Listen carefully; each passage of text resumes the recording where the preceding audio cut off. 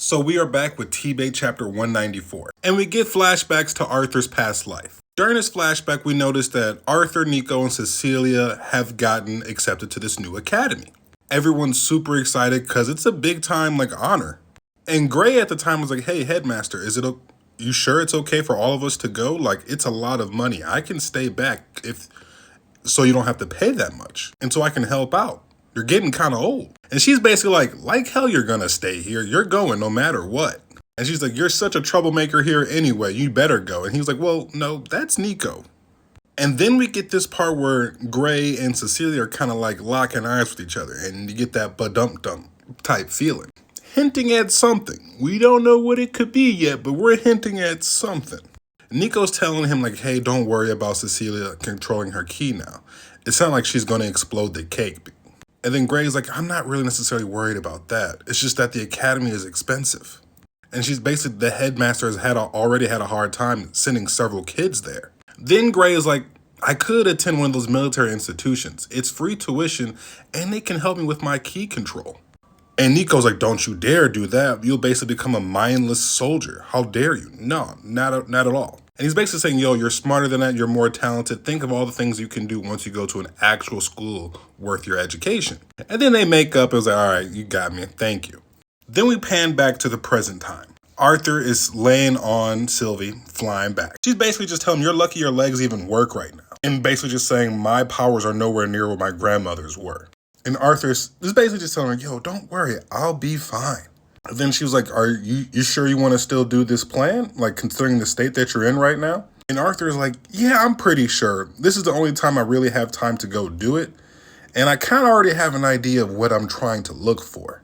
They land and they kind of find something. And he finds this secret lock inside this mountaintop. But the lock requires mana in a certain way to unlock it.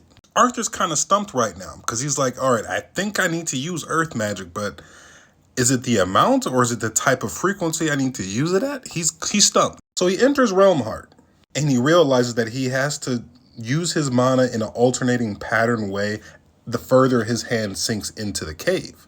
But doing this, he's still not fully recovered, so his body's still kind of spent, and he gets a little bit of a kickback from it. But because of Realm Heart, he figures out the pattern and he starts to open the cave. I ain't gonna lie, he cooked with this, because this picture right here is fire. The cave door opens and he's joking with Sylvie. He's like, I bet the dragons never thought of using Realm Heart for this. And they're walking through the cave. Sylvie transforms into her fox-like form. And then they stumble upon things. In the caves of Darv, they find out that the Alacryans are working with the dwarfs. And basically, they are traitors. But as he's peeping on them, somebody low-key notices Arthur.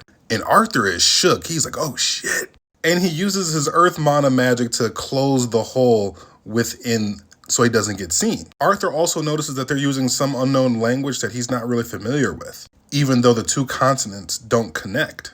Sylvie starts explaining that the Ashras have been involved with Decathlon and Alacryan for quite some time now. That they've been giving artifacts and doing experimentations on the people to help them progress. Arthur and Sylvie decide to leave.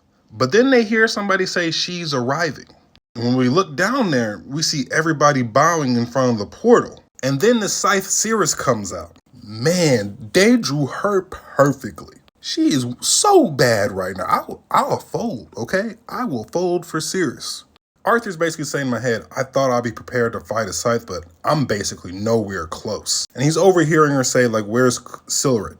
And while Arthur's overhearing the conversation, and he already kind of has a suspecting idea that the dwarves were going to betray everybody, he was still confident that they would win the war. We also hear that there is a new Scythe, but he's not quite ready and prepared yet. But Arthur's still there just gazing at her. But Arthur's just still gazing on her. He's basically mesmerized that frame and that regal demeanor could have so much power. And she kind of notices him too.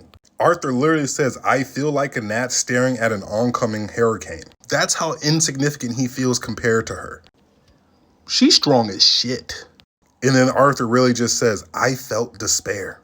I don't know how but y'all feel about this chapter. I loved it. We got a little bit more coming in terms of the story, the other Scythes, and we really see that Arthur's really not up to stuff when it comes to fighting against these people. And we got confirmation that the dwarves are betraying Decathlon. It's not looking good for the good guys. Let me know what you think of the chapter.